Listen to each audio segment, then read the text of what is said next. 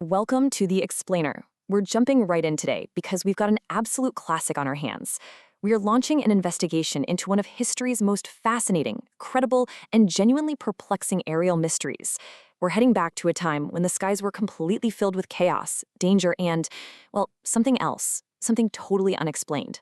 We're digging into a bizarre World War II phenomenon that had seasoned, highly trained combat pilots literally scratching their heads and, frankly, fearing for their own sanity. Now, I know what you're probably thinking. When you hear the phrase Foo Fighters today, your mind almost certainly jumps to the massively popular rock band fronted by Dave Grohl. And hey, Grohl is actually a huge UFO enthusiast who chose the name for that exact reason. But we need to completely pivot away from rock and roll right now. The actual reality of this term's origins is way darker, and it's rooted in the terrifying, chaotic skies over Europe and the Pacific during the Second World War. So, what is a Foo Fighter? It definitely wasn't some boring military acronym. It was literally a nonsense word. It was pulled from a popular American comic strip of the era called Smokey Stover, which featured a really wacky firefighter. It was an absurd name for a totally absurd situation. You see, American military personnel used this comical, kind of ridiculous name as a coping mechanism. They were flying highly stressful nighttime operations using really early radar technology. They desperately needed a way to talk about the deeply unsettling things they were witnessing in the dark without feeling like they were losing their minds. A pilot named Donald J. Myers is actually credited with coining the term, and well, it stuck like glue. Let's dive into Section 1, Lights Over the Rhine, specifically looking at the 415th Night Fighter Squadron. To really wrap our heads around this, we need to look at the specific, incredibly bizarre characteristics these pilots were reporting. Picture this. It's November 1944. Highly trained airmen like pilot Edward Schluter and intelligence officer Fred Ringwald are on a night flight over the Rhine Valley. Out of nowhere, they report seeing 8 to 10 bright orange lights. That'll be fair, other crews reported red or green fireballs. These spheres would literally pace their aircraft at high speeds, well over 200 miles per hour, and display seemingly impossible maneuverability. They were under perfect, absolute control. But here is the kicker. They never caused a single scratch of damage. They acted more like a bizarre nuisance, just trailing the planes closely. And strangely enough, they absolutely never registered on the airborne radar. No blips, nothing. So why no radar signature?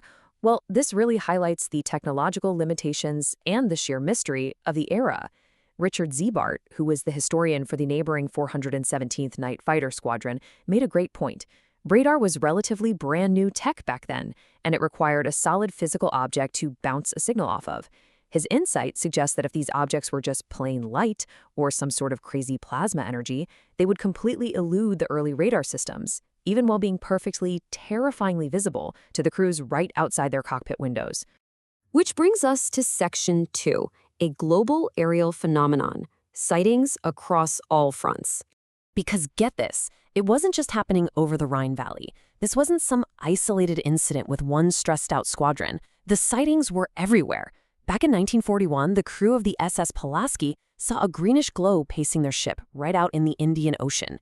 Fast forward to 1944, German Private Immel and 500 other troops actually opened fire on a silver-white oval in France, and the bullets did absolutely nothing.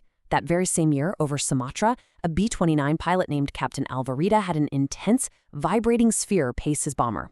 And maybe most shockingly, this wasn't even limited to combat zones. Stateside, at the highly secure Oak Ridge facility in Tennessee, where they were literally developing materials for the atomic bomb, workers reported a glossy white hovering object. Allied forces, Axis troops, stateside civilians, they were all encountering the exact same anomalies. So you gotta wonder, why didn't they immediately sound the alarm, right? The crucial point here is credibility.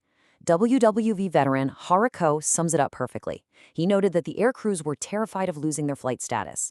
These guys weren't seeking out publicity or a cool story to tell. They were highly trained professionals whose only job was to fly dangerous combat missions. The fear of being told they just had war nerves or being grounded meant they kept totally quiet, at least until the sightings became so overwhelmingly common that they simply couldn't be ignored anymore. By the end of 1944, the cat was officially out of the bag. The phenomenon leaked out to the general public. War correspondents got a hold of the story, and suddenly, these mysterious anomalies were making front-page news. The press started dubbing them silver spheres and likened them to Christmas tree ornaments just casually floating in the sky. I mean, imagine sitting down with your morning coffee in late 1944 and reading reports of glittering, translucent spheres harassing American bombers over Germany. It's wild stuff. Let's move to Section 3, Secret Weapons or Weather, investigating the theories. Okay, so the evidence is out in the open. The military had to figure out what on earth was happening, and there were two dominant lines of thought. On one side, you had the military fear. The Allies were downright terrified of Nazi superweapons. Germany had already deployed the V-2 rocket, so many naturally assumed these things were advanced anti-aircraft devices, sometimes getting nicknamed Kraut fireballs. On the flip side, you had the psychological theory. U.S. military scientists suspected that these stressed, totally exhausted pilots were simply suffering from aviator's vertigo, combat fatigue, or autokinesis, which is basically an optical illusion where a stationary light in the dark looks like it's darting around. Then, of course, the scientists threw in some natural atmospheric theories. They wondered if the pilots were just seeing St. Elmo's fire, that electrical discharge that can glow on the sharp edges of aircraft wings. Or maybe it was ball lightning, which is a super rare and still poorly understood glowing sphere. Or even just light reflecting off high-altitude ice crystals. But here's the absolute crucial takeaway from this. The seasoned air crews firmly, adamantly disagreed. These men knew the skies. They knew exactly what St. Elmo's fire looked like. They insisted over and over that these natural explanations completely failed to account for the intelligent, evasive maneuvers they were witnessing out there. All right, Section 4, Birth of the UFO Craze, from Foo Fighters to flying saucers.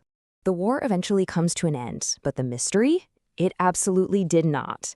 Look at the timeline here. We start with the early wartime sightings in 1941 and hit the peak of the Foo Fighters in 1944. But notice how it doesn't stop with the Axis surrender? In 1946, Scandinavia got flooded with sightings of so-called ghost rockets. Then, in 1947, a civilian pilot named Kenneth Arnold spots a group of crescent-shaped objects, which officially births the term flying saucer. And that's the exact same year as the infamous Roswell incident. By 1953, the CIA is officially convening the Robertson Panel to look back at the WW2 Foo Fighters. It's a direct, unbroken evolution from highly classified military secrets to a full-blown Cold War pop culture panic. Let's look a little closer at those 1946 ghost rockets for a second. Right after Germany surrendered, Sweden experienced a massive wave of sightings. They ultimately classified over 1,500 reports. Some of these objects were tracked flying up to 800 miles. Now, we need to put that into historical perspective. The absolute most advanced missile in the world at that time was the German V-2, and it had a maximum range of just 220 miles. So whatever was flying over Europe mere months after the war simply outpaced any known human technology of the era by a long shot. There's this amazing declassified 1953 CIA report that looked into the whole phenomenon, and it concluded outright, saying, if the term flying saucers had been popular in 1943, 1945, these objects would have been so labeled. I mean, that officially bridges the gap for us. The gritty, terrifying reality faced by WW2 night flyers was the exact same phenomenon that ignited the huge sci-fi flying saucer craze of the 1950s. The name changed, sure, but the core mystery remained identical. Which, of course, brings us to the ultimate question. Every single investigation, from the Air Force all the way up to the CIA, eventually hit a total dead end. Why? Because the objects never caused damage, and they never crashed where they could be recovered. With zero physical trace ever left behind and all the natural explanations dismissed by the expert pilots who were actually there, what were those highly trained men actually sharing the skies with? It's a question that has lingered for 80 years now, firmly cementing the Foo Fighters as one of history's absolute greatest unsolved mysteries. Thanks so much for joining me on this explainer, and hey, keep looking up.